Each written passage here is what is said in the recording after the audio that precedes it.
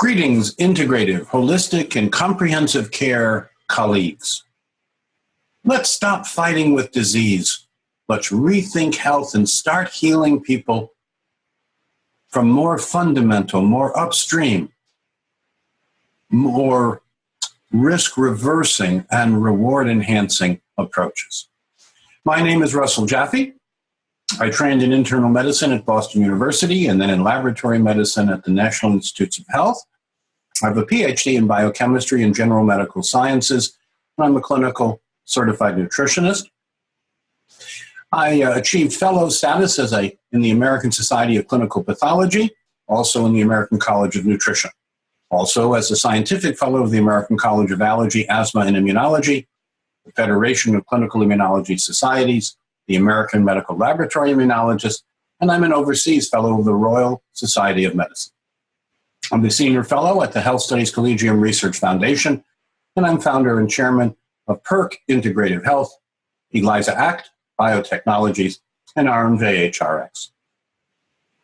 So let's jump in. There's such important information that I want to share with you.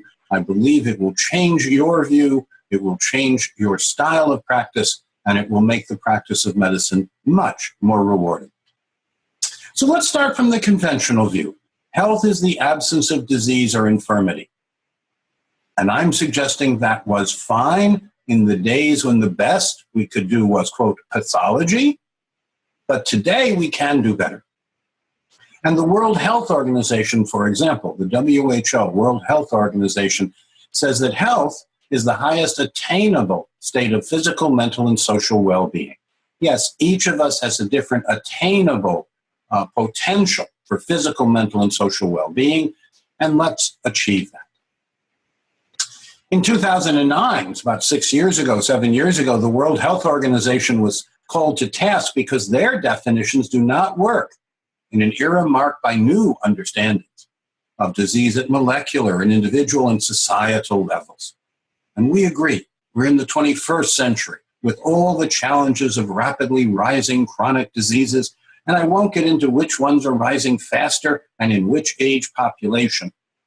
But for sure, we are feeling worse while spending more. So, in regard to any physiologic function, the highest tone your ear can hear, ocular accommodation, how much air you can move in 1 second, the variability of your PR interval in your heart cardiogram, many physiologic functions can be on average described in this curve, which you may have seen, the so-called asymmetric bell-shaped curve, where on average you reach a peak at midlife and decline until your death thereafter. However, and very importantly, there are many people today with chronic ill health who reach their peak and decline more quickly. So they are older than their chronological age. They are functioning at an age older than what their birth certificate says. And then there's a group of people who reach their peak and maintain lifelong health through repair. And I'm particularly interested in a subgroup who reached their peak, got quite sick, and returned to that high level of lifelong repair ability and lifelong functional vitality. So averages deceive, but individuals make choices. Individuals choose. Statistics do not apply to individuals. And making us think in ways that make statistics out of individuals is, in my opinion, outmoded and no longer accepted. So averages deceive, but individuals make choices. I'm suggesting that we can stop fighting about what is exactly the diagnosis. We can stop fighting about which symptom constellation belongs in what priority. But more importantly, in addition to stop fighting, we can start healing. We can start recovering people in ways that just a few decades ago we couldn't imagine, but with applied technology today we can and we want to. So let's focus on causes, not on consequences. Let's focus on sustainable health because we are and become what we eat and drink, think and do, and we have choices about what we eat and drink, think and do. We each have a kind of epigenetic health bank account, which we either replenish or deplete. So endowed within each person is a certain epigenetic health bank account, a certain reserve that is not programmed in your DNA genes, but is in the fabric of everyday living. And if we replenish that, that's a good thing. And if we're deficit spending in our epigenetic health bank account, that's not so good. But what do I mean by that? That's at a high level, at an abstract level. What do I mean by that in practice? Well, here we can go to von Leibig's law. Justice von Leibig, for whom they named a medical school in Germany, said in the mid-19th century, survival of a complex system or a cell is limited by the least available essential item. So in a complex system, in an assembly line, in a cell, anything that's needed that is least available. You could have lots of all but one thing, and the one that's less available will control the system. In essence, the weakest link determines the strength of the chain, and this gets us to biochemical individuality, pioneered as a concept by Roger Williams, enhanced by Hans Selye in regard to stress resilience. And today, finally in the 21st century, we can make scientific and evidence-based biochemical individuality. We can see what individuals need that they lack. We can see what they have that's in excess, and we can move them towards a healthier state, a healthier homeostasis, a healthier ability to deal with their allostatic and homeostatic load. So let's start restorative healing. And this means let's eat what you can digest, assimilate, and eliminate without immune burden. When our immune system is working properly, we don't have an immune burden from our digestive tract.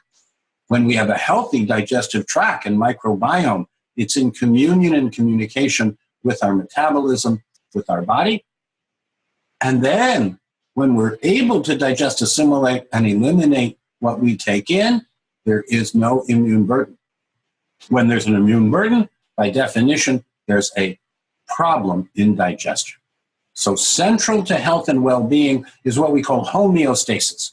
Now, this is a term coined, I believe, in the early 19th century by Claude Bernard. It meant that biological systems, when they're healthy, are able to restore themselves when under stress. They're resilient under stress. They're able to correct when they're pushed out of balance. However, central to health and being well is that there's enough essential nutrients to meet that individual's needs, that their detoxification is competent, and there are many pathways, so there's competences in detoxification, and that you reduce environmental toxin exposures to the extent you can. So let's stop fighting with disease and start healing, and let's identify opportunities. Opportunities, for example, to restore immune system tolerance and identify delayed allergies if they exist. Because inflammation is really repair deficit at a deeper level of understanding. So inflammation is not something to be fought. It really is repair deficit. It's an opportunity to enhance repair. So let's correct individual nutrient deficits and personalized supplements and lifestyle, including self-assessments that for pennies a day can help people know whether they're in a healthier zone or whether they're at risk. And with our help, you can help them to know what to do. Safer toxin removal. All three phases of detoxification should be working well and effectively, especially because we're marinating today in a sea of toxins. And overall, we then recommend what we call an alkaline way, nature, nurture, and wholeness, to remove obstacles to recovery and evoke human healing responses. When given an opportunity, when we remove the deficits and the obstacles to recovery, it is innate to human healing responses to be evoked to be effective and sufficient, and to restore sustainable, good health, not temporary symptom relief. So let's stop fighting with disease and start restorative healing. And this means immune system tolerance, and it means identifying delayed allergies because of their multiple costs. Their costs to the immune system itself, to neurohormonal balance, to the ability of the body to identify abnormal cells and eliminate them. There are so many costs to delayed allergies that we have begun to see in the last few years how common is repair deficit known as inflammation, and how common is autoimmune self-attack due to a cumulative repair deficit state that we want you to help reverse one person at a time. So the hidden, we want to identify hidden immune burdens, of course. We want to identify the delayed allergens, the type 2, 3, and 4, the reactive antibodies, the harmful but not helpful antibodies, whether they are IgA, IgM, or IgG, and the immune complexes and the T-cell mediated responses. Now, history or serologic tests, antibody tests, ELISA, IgG, EIA, IgG, serology and history are helpful when there's an immediate link between the adverse event and the immune consequence, as there are with type 1 immediate allergies. But as you see in the lower right of the slide, delayed allergies, the symptoms occur hours to weeks after exposure, 3 hours to 3 weeks after exposure. Schwarzman reactions, serum sickness reactions, Arthus reactions, so many reactions that take weeks after exposure before they're expressed, and so even the most careful history does not give us the information. And serology, which is physical chemistry, is severely limited, typically to only the IgG aspect, when IgA, M, and G could be involved, or immune complexes, or T-cell mediated, which are actually more important than delayed allergy. So we set out to do an ex vivo lymphocyte response assay to talk to the lymphocytes under the controlled conditions of the laboratory, and that's what we recommend as tests for delayed hypersensitivity. Ex vivo, where lymphocyte response assays are done at high precision, less than 3% variance. That's better than physical chemistry tests, and yet it's being done on living cells. Lymphocyte response assays give you the information directly. We have positive and negative controls with every test. And so we pick up T-cell, immune complex, and harmful but not helpful antibodies. In contrast, the in vitro test, from the antibody test to the particle size test, to the cytokine release test, they are not as precise, they are not as predictive, they are not as complete. They are an earlier generation, and we recommend the 21st century, not 20th century tests. So let's stop fighting with disease and let's start restorative healing. As a pathologist, I was told that inflammation has to do with heat and redness, swelling, pain, and loss of function, something to be fought with NSAIDs and steroids and other anti-inflammatory medicines. But looking more deeply, we find out that inflammation is really repair deficit in physiology, and that a healthy body repairs without an elevation in HSCRP, that an elevation in HSCRP is a cry for help.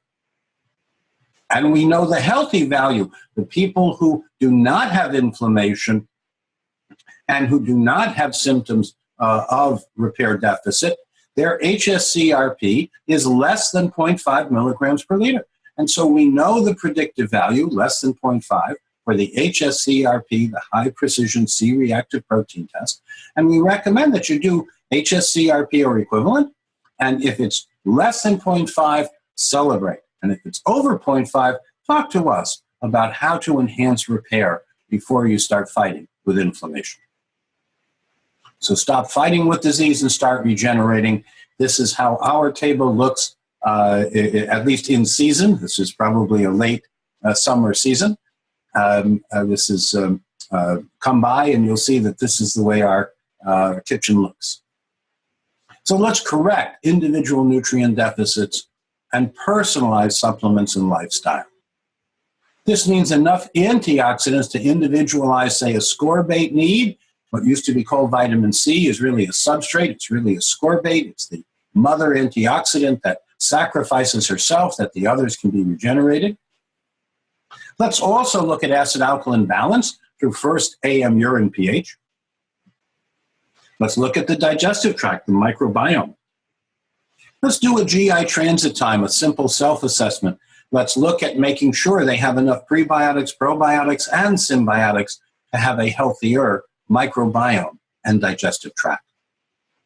And basic nutrient support that most people need, plus individualized nuances to help them get to their healthier goals. Now, for example, if we want to assess individual ascorbate need based on their particular oxidative stress at that time, the ascorbate calibration or the C-cleanse is what we recommend, with or without probiotics, recycled glutamine, magnesium, and polyphenolics, depending on the individual.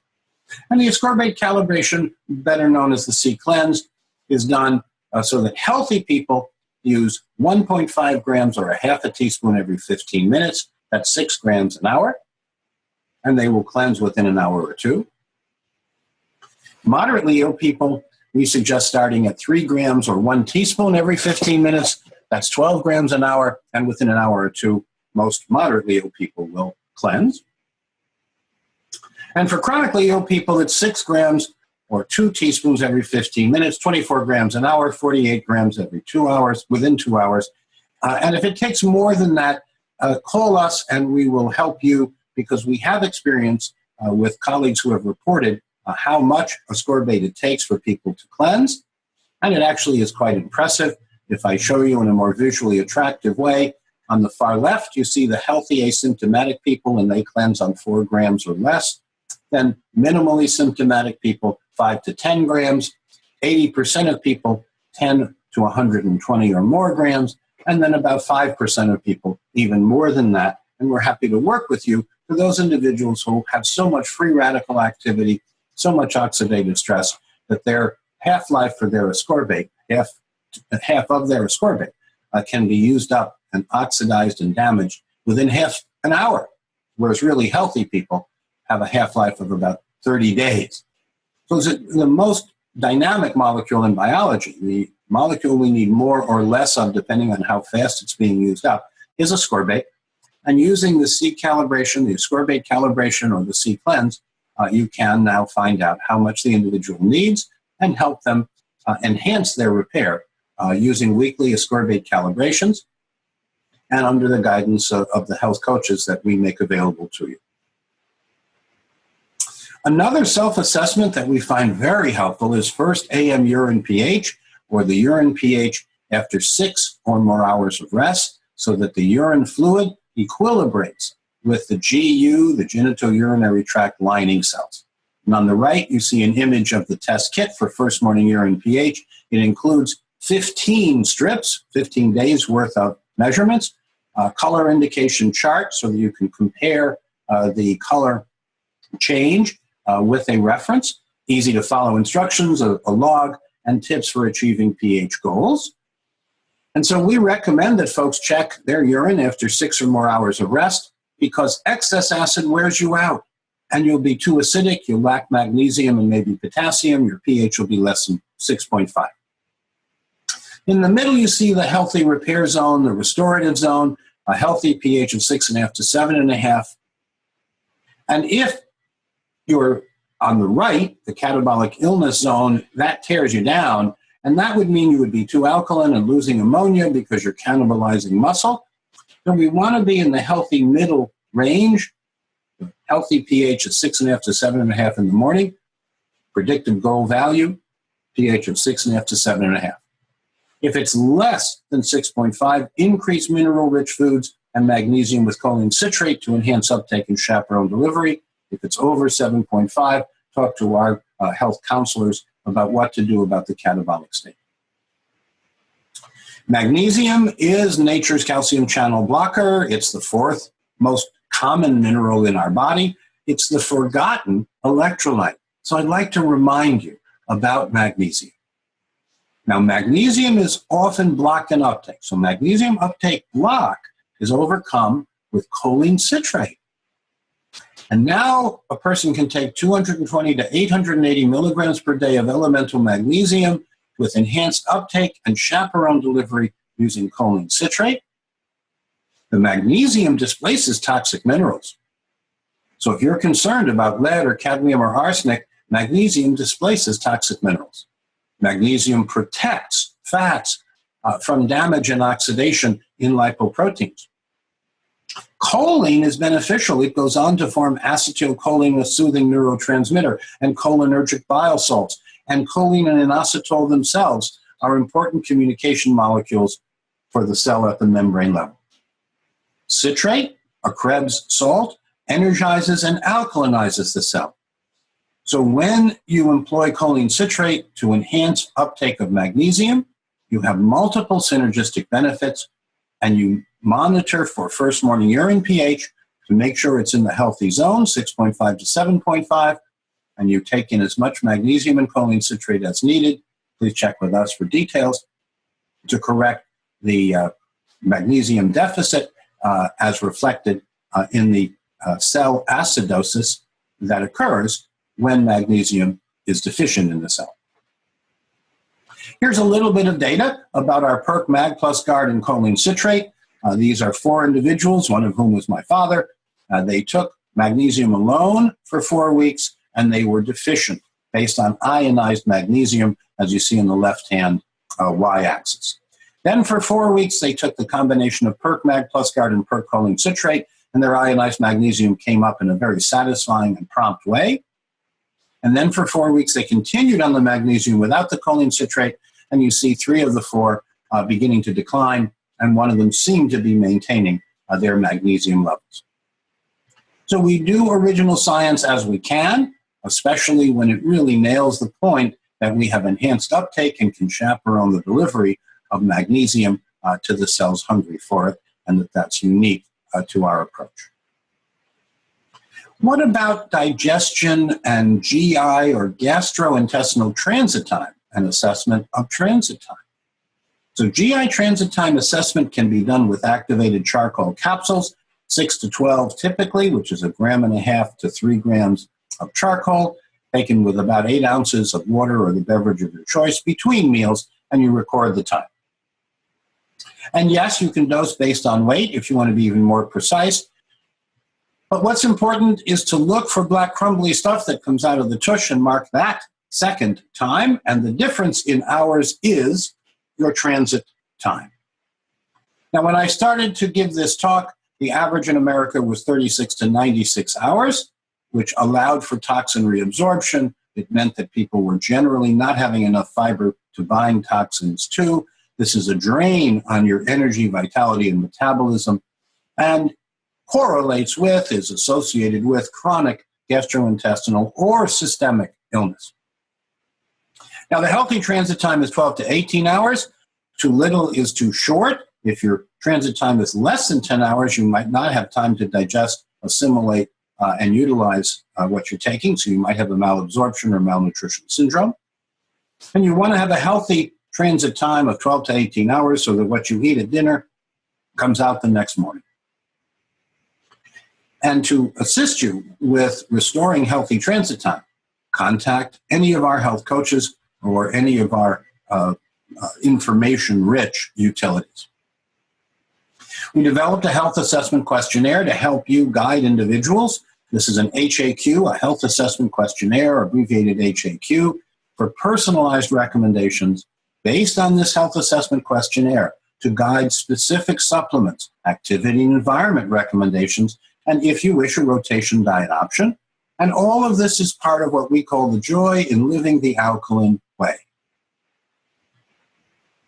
So through the health assessment questionnaire, the HAQ, we can provide you priority supplements that almost all people are highly likely to need, an initial foundational PERC supplement program, and then suggested secondary supplements that may be beneficial depending on the individual, which can be added after, for example, a month on the priority supplements so that people are beginning to see benefit and feel better and don't feel too many things are being done at one time. Please, though, look at the behavioral and lifestyle recommendations. This is helpful for more comprehensive results. This has to do with the thinking and doing part of health so that we manage all of the 4 critical elements, what we eat and drink, but also what we think and do. So let's stop fighting with disease and start restorative detoxification. And let's have safer toxin removal from all 3 mechanisms, all 3 phases of detoxification. So phase 1 is to metabolize the toxin to something less harmful. Phase 2 is to conjugate it and make it more water soluble so it's easier to get out of the body. And phase 3 is to put it into the bile. This is the lipotropic phase so that it can be removed through the intestines.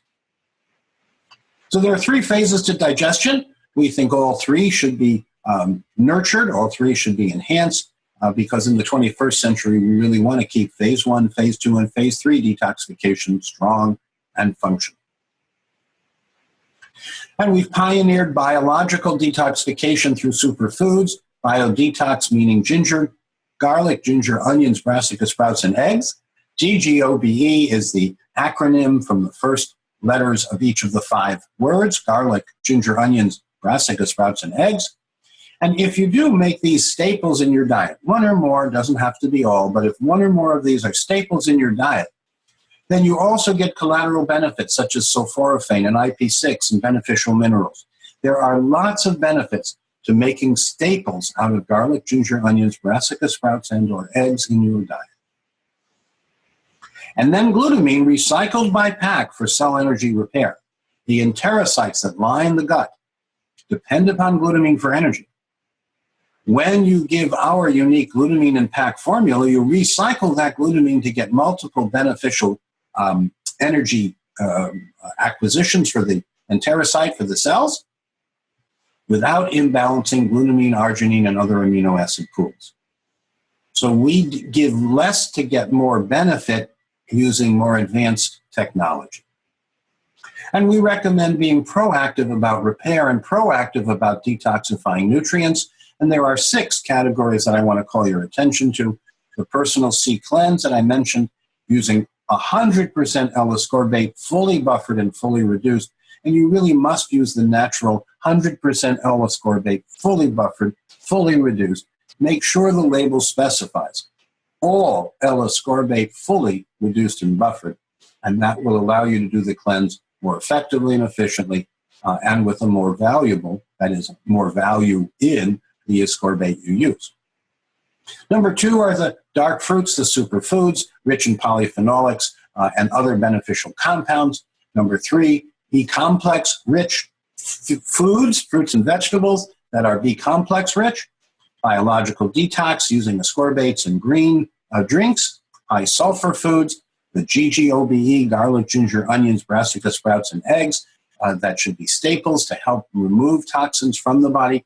And then the beneficial fats, omega-3 rich EPA and DHA, pure and uncontaminated in micellized forms. And that means it must be distilled, the fish oil must be distilled under nitrogen, and you must take the high EPA DHA fraction, the one that is decontaminated from toxic metals, but enriched in the beneficial EPA DHA in order to get the best results. And of course, we only use the forms shown beneficial in outcome studies. We only use those forms.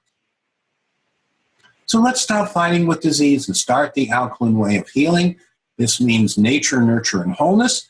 On the right, you see the Joy in Living the Alkaline Way Guide. It's a digital as well as physical monograph, and it includes alkalinizing foods and water, activity, and how to measure first AM urine pH, how to use the magnesium with choline citrate to enhance uptake and chaperone delivery.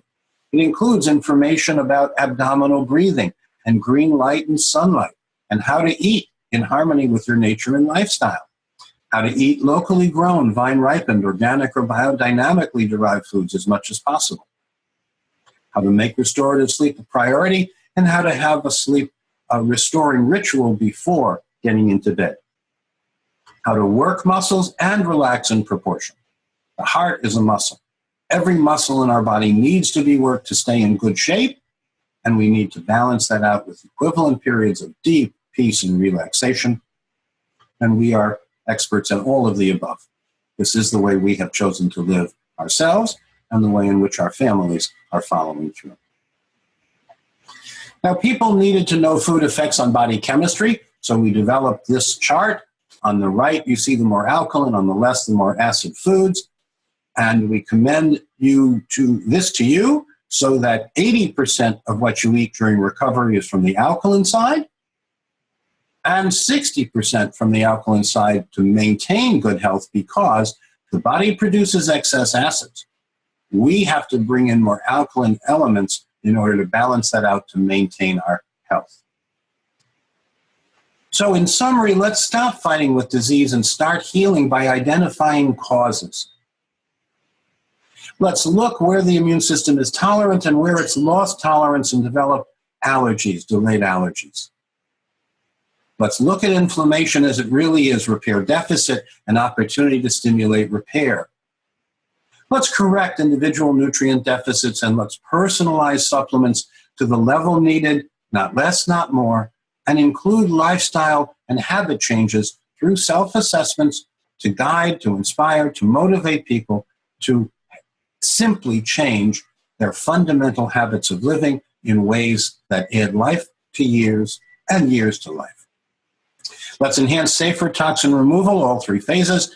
Let's do the alkaline way of living, which we suggest is the sustainable way, using nature, nurture, and wholeness, removing obstacles to recovery, evoking human healing responses, and doing that in an evidence-based yet very personalized way. So let's stop fighting, let's start healing, and let's use outcome evidence. We went ahead and did an outcome study, which was published in the Journal of Musculoskeletal Pain some years ago, about a novel treatment for fibromyalgia that improves clinical outcomes. This was a community-based study that in just 6 months, in people who had been multiple treatment failures before, achieved 50% less pain, 70% less depression, 50% more energy, 30% less stiffness. We've also done outcome studies in diabetes, both type 1 and type 2. Because loss of tolerance loss in diabetics is linked with foreign antigen exposure. This was published in the Journal of British Diabetic Association. And what we showed was more than 1% decrease in hemoglobin A1C in both type 2 and type 1 diabetics, starting from best standard of care, and yet in just 6 months, adding several decades of quality life by reducing by more than 1% hemoglobin A1C. And in the type 2 diabetics, there was an 18% reduction in insulin levels, showing improvement in insulin function, reduction in insulin resistance, less metabolic syndrome, less syndrome X in just 6 months. The LRA tests are clinically indicated for all autoimmune conditions. Anytime there's a loss of tolerance, anytime the body's attacking itself, anytime the condition is fundamentally autoimmune, LRA tests are indicated. LRA tests are also indicated for all chronic inflammatory conditions. If inflammation won't go away, instead of fighting with it or suppressing it, we suggest addressing it at its causal level through LRA tests and the planned interpretation that comes back with those results. LRA tests are also indicated for chronic degenerative conditions and to distinguish immune tolerance from intolerance. So if you want to know where LRA tests are medically and clinically indicated, it would be autoimmune conditions, inflammatory conditions, degenerative conditions, and any time where the immune system is showing a loss of tolerance and the development of intolerances or delayed allergies. There's a WellGuard program to help you get certified and nuanced in this particular approach. We call it the WellGuard program. For more information, please check online. You're also welcome to call our toll-free number, which is 800-525-7372, and speak to any of our customer service people. But as you can see, we have programmed self-instruction supplemented with health coaching through Perk Integrative Health. There are websites that I want to commend to you, including ELISAACT.com, ELISAACT.com, which is ELISAACT.com, as well as Perk.com, PERQUE.com, Perk.com, and ELISAACT.com. And you're also welcome to learn a bit more about me at drrusselljaffe.com, which you see on the bottom of this slide. It's been my privilege to present this information to help do some of the original science and to help you practice a better quality of 21st century medicine, one patient at a time, based on evidence-based, yet innovative and rethought approaches to promote health and well-being, to remove obstacles to recovery, to use nature, nurture, and wholeness, to use 21st century advanced science and functional tests with predictive biomarkers to guide best outcomes.